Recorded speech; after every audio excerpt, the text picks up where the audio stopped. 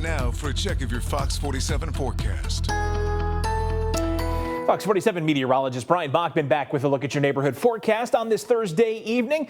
Another nice day temperature-wise. Most of us still sitting in the low to mid-60s, even as cloudy skies have taken over this evening. We're still monitoring the late portion of Friday, however, for the potential of severe weather. Still looks like late Friday evening and into Friday night. Scattered severe storms remain a possibility across the vast majority of our neighborhoods. Closer to Ann Arbor and the Adrian areas, it drops off to a more isolated chance, but nonetheless, that possibility still on the table. We'll get to more of the specifics in a moment. Let's first talk this evening's weather. Of course, after the earlier sunshine, just about all of us at this point have settled back into overcast skies. Good news, though, is that we are dry for the time being, so no imminent threat of rain if you're going to be stepping out the door this evening. That may change as we get closer to about the 9 o'clock hour as this narrow band of some showers tracks out of Chicago and into lower Michigan.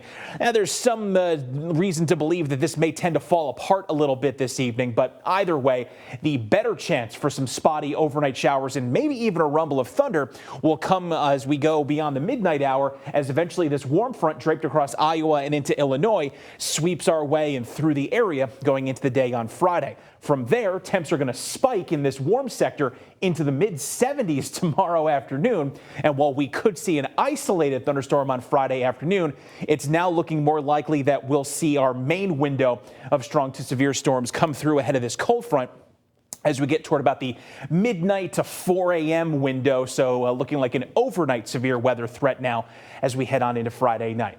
Let's get to the specifics on the timing here as we go throughout this evening. Again, just watching the clouds continue to pile in from the west.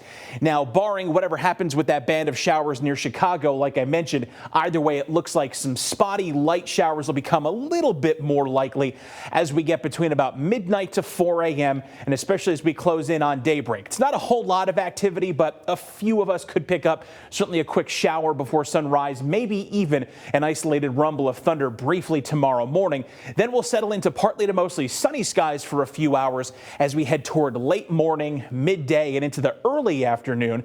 Depending on how that all shakes out, again, with our temperatures tomorrow afternoon getting into the 70s, that may fire off an isolated shower or thunderstorm sometime in the evening before about 9 o'clock. But bulk of this starts to look like it's going to be focused on the midnight hour, arriving around, say, Grand Rapids and Ionia, moving through the greater capital region tomorrow night around 2 to 3 a.m., and then making a quick exit in favor of just the chance for some leftover showers going into the day on Saturday. Now, the overall severe weather threats have scaled down a little bit just because that overnight time window may help keep some of the energy levels down. We can't rule out an isolated tornado, but the chances overall are low. It's looking like damaging winds, hail, and heavy rain will be our main concerns.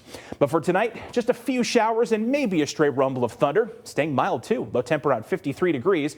And taking a look at your 7-day forecast, a high of 75 ahead of the overnight showers and storms tomorrow. Then we cool to the 50s over Easter weekend with the chance for hit or miss showers continuing. Then 60s looking ahead to